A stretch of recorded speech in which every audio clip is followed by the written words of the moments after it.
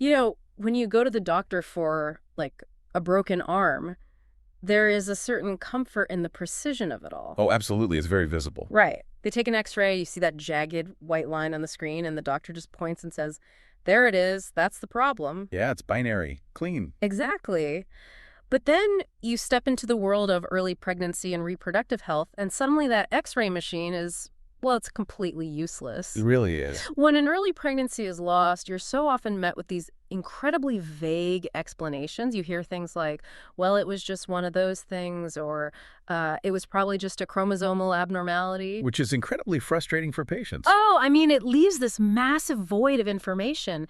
Even if chromosomes are a factor, it treats the whole process like this impenetrable black box where things either magically work or they just don't. Right. So today, for you, our listener, we are opening that box.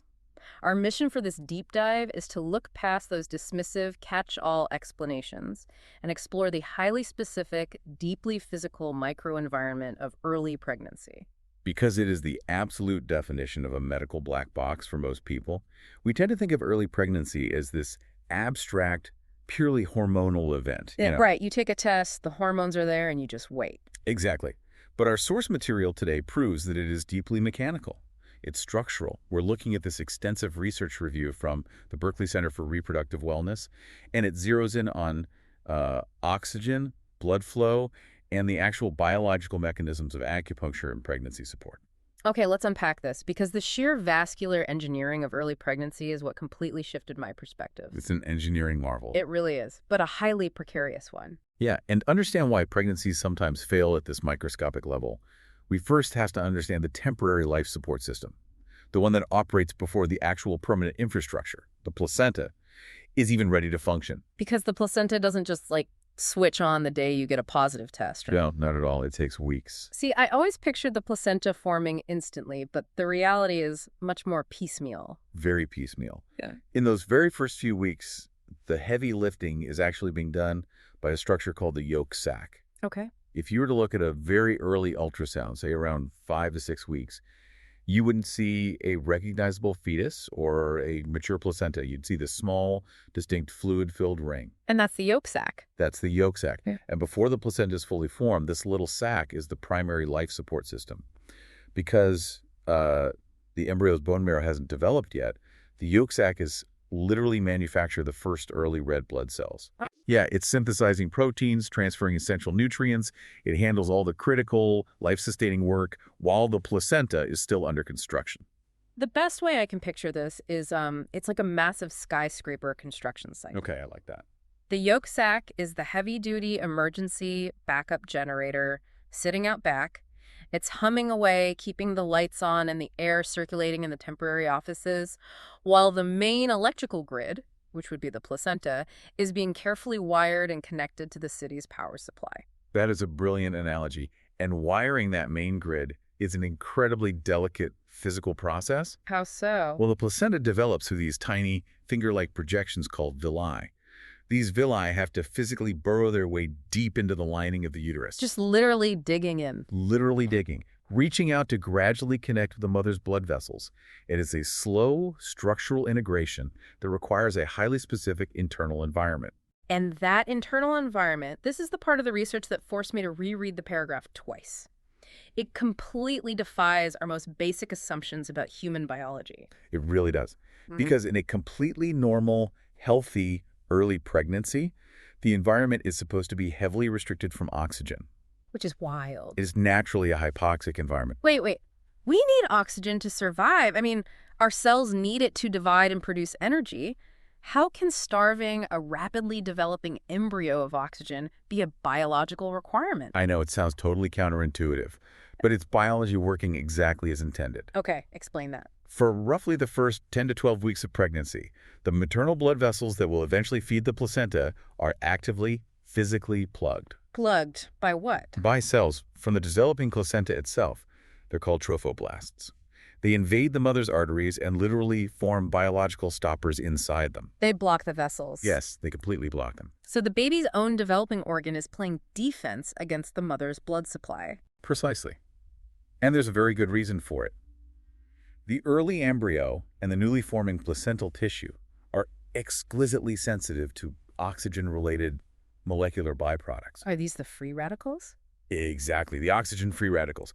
Oxidative stress happens when there are too many of these highly reactive free radicals and not enough antioxidants to neutralize them. Like when iron rusts. Yes. Or think of an apple turning brown when you leave it sliced on the counter. That is oxidative damage occurring at a cellular level. So it's basically cellular rust. Right. Free radicals steal electrons from healthy cells, causing a chain reaction of damage. So if a surge of oxygen-rich maternal blood arrives too early, before the tissue is mature enough to handle it, it essentially rusts or damages the delicate, newly forming placental cells. That's exactly what happens, and the scientific community have hard proof of this mechanism. Researchers didn't just theorize this, they actually measured it. How do you measure that? They used specialized probes to check the particle pressure of oxygen inside the early gestational sac versus the surrounding uterine tissue. And what did they find? They found a stark gradient. The inside of the sac was drastically lower in oxygen. They proved that this physiological low oxygen state is absolutely necessary. It acts as a shield against those damaging oxygen-free radicals. Ensuring normal placental tissue growth in those vulnerable first weeks. Exactly. So if the baby is essentially building its own plug to keep oxygen away, then the real issue isn't a lack of oxygen early on. The massive structural disruption happens when the timing of that blood flow gets thrown off. Which brings us to the vascular problem of miscarriage. It operates on a spectrum of flow. Okay, let's break down that spectrum. On one end of the spectrum, we have what we just touched on, too much blood flow too soon. Meaning the plugs dissolve early. Yes. The connection between the placenta and the uterine lining is poorly developed, the trophoblastic plugs fail prematurely, and maternal blood surges into a placenta that simply isn't structurally or biochemically ready for it. And that causes the cellular rust we talked about. Massive oxidative damage. It overwhelms the cellular defenses. The research notes that this pattern of early excessive disorganized blood flow shows up across miscarriages of many different underlying causes. Wow. It acts as a final common pathway for a lot of early pregnancy losses. And then the other end of the spectrum is true insufficiency, right? Where the blood flow is restricted when it shouldn't be. Yes. This happens when the small spiral arteries in the uterine lining fail to undergo a critical biological process called remodeling. Remodeling. What does that actually look like at a cellular level? Because if the issue is restricted flow, it sounds like the artery itself is fundamentally flawed. It's actually a fascinating biological takeover. In a healthy pregnancy, those invading placental cells, the trophoblasts, they don't just plug the arteries. What else do? They eventually dismantle the muscular walls of the mother's blood vessels. Wait, they dismantle the mother's arteries? Yes.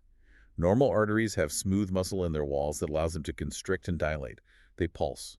But the placenta needs a massive, steady, passive volume of blood. So pulsing is bad. Right. So the invading cells actually replace the smooth muscle and the endothelial lining of the maternal spiral arteries. They are literally rewiring the mother's circulatory system so the vessels lose their ability to clamp down. Exactly. They transform from tight, muscular, high-resistance vessels into wide, passive, low-resistance funnels. But what if they don't? If that remodeling fails, like if the invading cells don't penetrate deep enough or the muscle isn't replaced, those arteries stay narrow. And they keep their muscle. Yes. They remain responsive to stimuli, meaning they can still twitch and constrict. So the blood flow into the placental bed remains highly resistant and wildly inconsistent. This makes me think of a gardening analogy just scaled down to a microscopic level. Let's hear it. You're trying to water a very fragile, newly sprouted seedling. If you blast that seedling with a high-pressure fire hose, which is the too much too soon scenario where the protective plugs fail, you obliterate the plant. You'd tear up the roots. Right, the roots are torn up by the sheer mechanical force. But if your hose is severely kinked, the insufficiency scenario where the arteries fail to remodel and shed their muscle, the water only comes out in random, tight drips, and the seedling starves. That's a great way to visualize it. What that biological tissue needs is a perfectly paced, highly regulated supply to thrive. That supply regulation is vital, and the consequences of it failing are measurable in real time. Researchers actually look directly at women experiencing first trimester bleeding. Which is often an external symptom of this microscopic stress, right? Yes, it's often a sign of a placenta or yolk sac under oxidative stress. They compared women with light vaginal bleeding in early pregnancy to women with uncomplicated pregnancies. Let me guess. They took blood samples, and the women experiencing bleeding had completely different systemic biochemistry? Spot on. Yeah. They specifically measured markers that act as a chemical footprint left behind by oxidative damage. And they found a difference. A huge difference. The bleeding group had significantly higher markers of oxidative stress, and it significantly lowered total antioxidant capacity in their blood. So their bodies were actively losing the battle against those free radicals. Exactly. It provides direct biochemical evidence that this invisible oxidative imbalance is actively occurring in patients experiencing early complications. Okay, so if the core issue is a stiff, unremodeled artery buried deep inside the uterine lining, the obvious medical question is, how on earth do you access an internal vessel to force it to dilate without surgery? And this is where modern reproductive research points to a really unexpected intervention, one that integrates Eastern methodology with Western physiological measurement. You're talking about acupuncture. Yes, acupuncture. Okay, wait. Sticking a tiny needle into someone's leg or lower back to change how blood flows deep inside the uterus? I mean, that sounds like a massive leap of faith. It does sound like a leap. How can a needle on the surface of the skin impact deep vascular resistance? Well, it sounds like magic until you look at the mechanism, which is rooted purely in basic neurology and vascular physiology. Okay, walk me through it. Acupuncture's most consistently demonstrated physiological effect in reproductive research is its ability to reduce blood flow resistance in the uterine arteries. They've actually proven this. Oh, yeah. Researchers didn't just ask patients how they felt after a session. They measured the physical blood flow. They used transvaginal Doppler ultrasounds to measure vascular resistance in the uterine arteries of women before, during, and after electroacupuncture treatments. So they attached mild electrical stimulation to the needles and could actually watch the blood flow change on the ultrasound monitor in real time. Yes. They observed a sustained, statistically significant reduction in vascular resistance in the treated group. Wow. The arteries visibly relaxed and allowed more flow. But the mechanism is what I really want to understand. How does a sensory stimulus on the skin communicate with an artery in the pelvis? It all comes down to the sympathetic nervous system. The fight or flight response. Exactly. When your sympathetic nervous system is active, its primary job is survival. It tightly constricts the blood vessels in your internal organs, including your uterus, to push blood out to your skeletal muscles so you can run from a perceived threat. So in plain English, acupuncture is just turning down the volume dial on our stress response. That's exactly what it's doing. The needles stimulate specific sensory nerves under the skin. These nerves send messages up to the spinal cord and the brain, which in turn inhibits sympathetic outflow. It tells the brain to chill out. Right. Studies suggest that acupuncture actively decreases the background activity in these specific nerve fibers. So you're sending a physical signal to the central nervous system to stand down. And by down-regulating that fight or flight reflex, you stop the body from constantly clamping down on its own blood vessels. Exactly. A relaxed vascular system allows blood to reach the uterus and the forming placental bed much more steadily. Which solves the king toes problem. It directly combats the undersupply problem caused by stiff arteries, and it helps stabilize the overall vascular environment to prevent those sudden, overwhelming surges. I mean, the science is incredible, but it isn't just confined to research papers. We see this actively applied in clinical settings, like the Berkeley Center for Reproductive Wellness in Manhattan. Yes, Mike Berkeley founded the clinic back in 1997.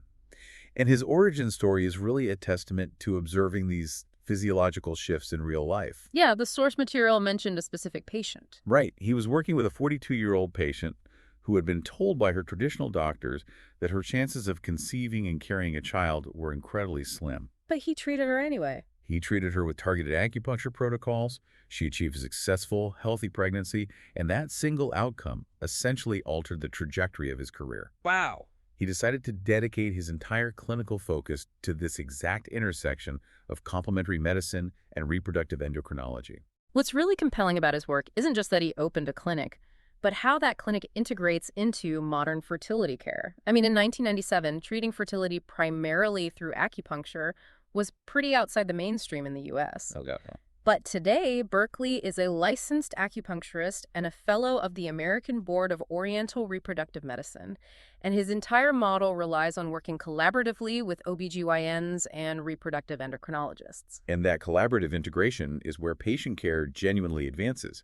The patients seeking this care are often dealing with complex, emotionally taxing diagnoses. Like unexplained infertility, recurrent pregnancy loss. Exactly. Diminished ovarian reserve, endometriosis.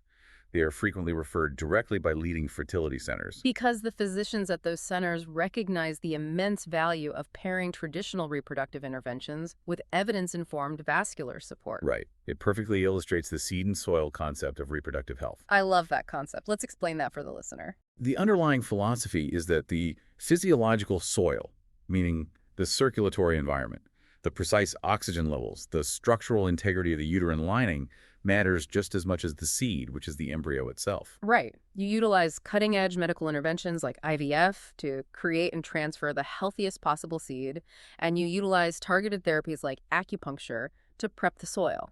Exactly.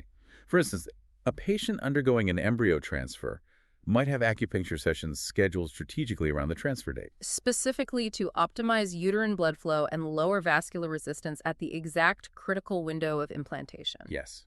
It is ultimately about creating the optimal environment for biology to do what it naturally wants to do. It's a scientifically grounded strategy targeting the exact microscopic vulnerabilities we just spent the last 20 minutes exploring. Because if uterine blood flow is the single biggest physical determinant of how much oxygen reaches that yolk sac and how successfully those tiny villi can anchor, Then optimizing that flow is a completely logical, necessary step in comprehensive patient care. absolutely. Well, we have covered some serious ground today.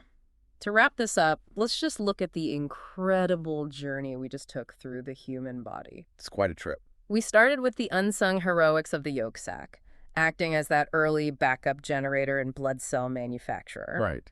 Then we navigated the bizarre reality of the oxygen paradox, where the developing tissue literally plugs the mother's arteries to keep toxic oxygen-free radicals away. Biological stoppers. Yeah.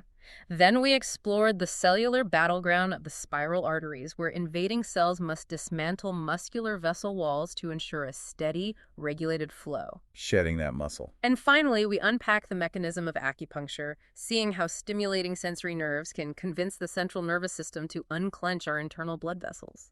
It really reframes early pregnancy from a passive waiting game into an active, dynamic, highly vascular event. It really does.